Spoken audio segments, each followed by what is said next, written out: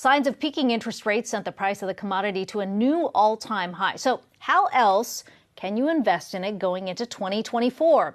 It's part of our ETF report brought to you by Invesco QQQ. Let's bring in VettaFi financial futurist Dave Nadig to discuss more. Dave, this is certainly a very timely conversation given the huge run-up that we have seen in gold. How do you play it in ETFs? Well, I think what's happened with gold is really interesting. I think the thing I'd point out is, while yes, we've had gold be an in-betweener asset, it's not quite doing as well as stocks, but it's doing better than bonds so far this year. If you look at what happened in November, we saw both the S&P 500 and gold go up in the same month. And generally that doesn't happen, not with big moves. And I think last month it was +9 on the S&P and +3 on gold.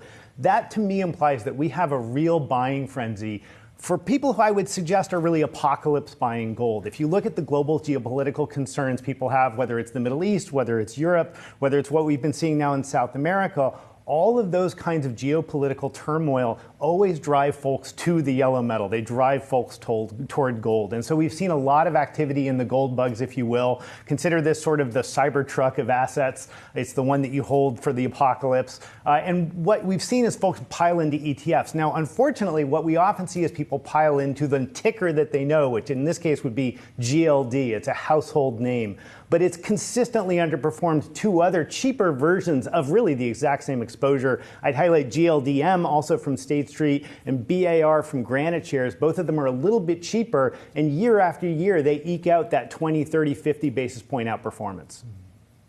So, Dave, when people are trying to follow some of these trends and trying to decipher, as you mentioned there, making some mistakes in terms of some of the tickers that they're following then, how do they determine when they're trying to vet some of these trends that they want to follow? Well, there are lots of ways to get information on the ETF market. You can obviously come to the properties we run at VettaFi. You can open up the newspaper. You can go to Yahoo Finance. There's lots of ways to get access to information about ETFs. The most important thing, though, is look under the hood and make sure you understand what you're buying. The ETF market has gotten big and it's gotten complicated. There's thousands of ETFs right now. For any given idea you may have, there's probably a dozen ETFs tracking that segment. They're not all created the same.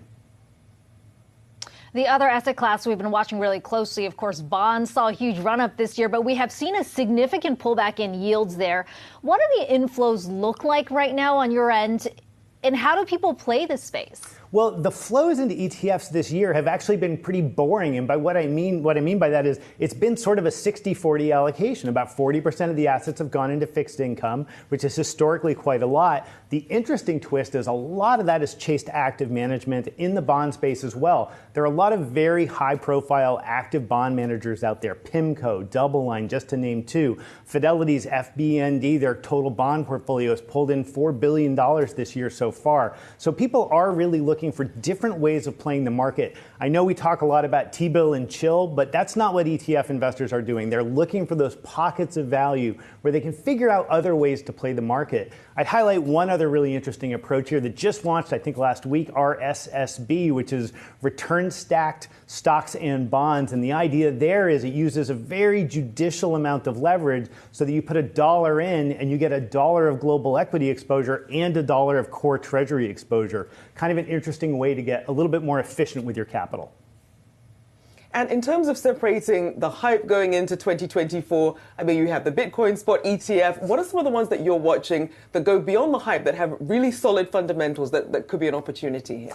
Well, we had a great article this week that just came in the Wall Street Journal looking at momentum trading, and we've definitely seen a lot of interest in momentum. Certainly, if you look at the disparity this year between, say, the Magnificent Seven stocks and the S&P 500, say the Qs versus the S&P 500, that gap is just enormous. And so lots of folks are trying to figure out the best way to play that momentum-y, growthy part of the market. I'd put a little caution on that, though, because while momentum investing does work, the big challenge there is how do you know when to get in and out of the market? There are a few funds I'd highlight there. Alpha Architects QMOM, QMOM, a great way to think about momentum into next year.